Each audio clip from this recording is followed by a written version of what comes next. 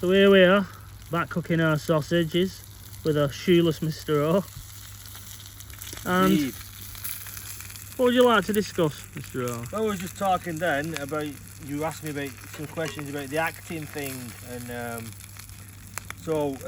while cooking and talking, yeah, I had, in my mid-40s I took acting lessons in Manchester under a fella called David Johnson and another fella called Mike Keogh later on. We'll keep it quick.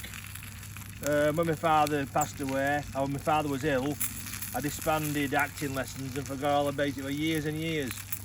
At the age of 49, I found myself having some midlife crisis. Like, Paul Maiden had just died as well, and I started to question life and what's the actual point of it. And I was in a bit of a lull for a while, thinking, you know, there's no point in life because you die and all this. Then I got a phone call from a friend in America, Will Devokis. Shout out to you. We're having a cookout, as you say, barbecue in England. Will Devokis rang me up and said, I've got your part in a film in America. And I thought, okay, whatever. Not in a nasty way, but you know. Just doesn't happen, does it? And, you think? Long story short, I got the part, so that was overcoming fear for me. I had to catch 2 planes alone to get to Boston. That was a massive thing for me, being like this scared character deep down and stuff like that.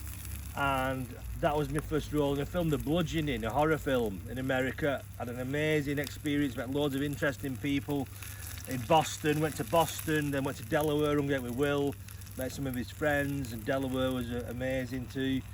And that was my first. So then I technically had part in a film, and the film never got finished. But I thought, you know what?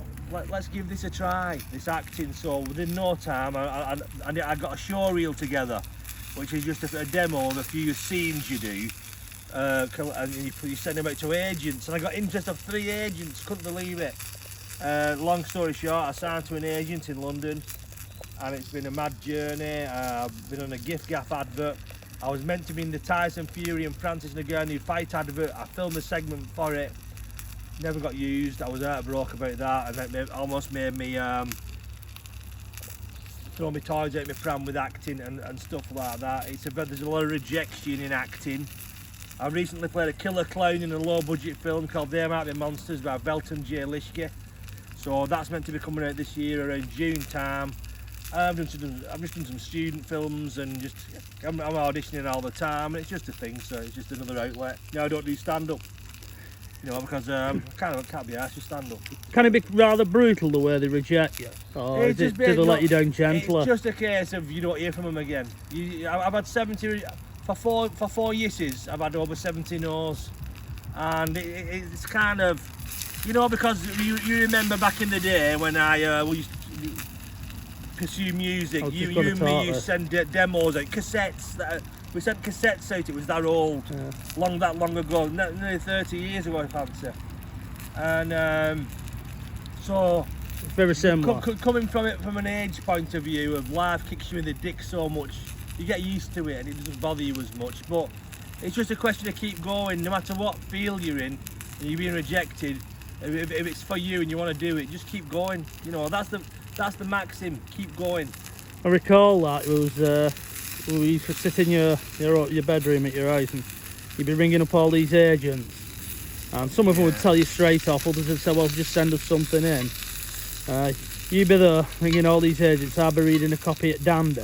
You remember that? You used to help me with the admin, though. Yeah, I did. Yeah. Back in the day, as we used it for that phrase, it was all paper and pen writing. No, actually, we Microsoft Word, we kept a list on the computer, didn't we, somewhere? Yeah, and, old Office 97. But yeah, it was interesting times. But anyway, the sausages are nearly done, right, so I'm going to have to... Right, you're going to have to attend to that, you know what I mean? Let's get our priorities right. So that's the end of this video, mate. Let's just tell them to subscribe, like, share and all that kind of stuff, and shout out again to Mr. Will Devokis. And if you do subscribe, you may get a sausage one day. A bit of warm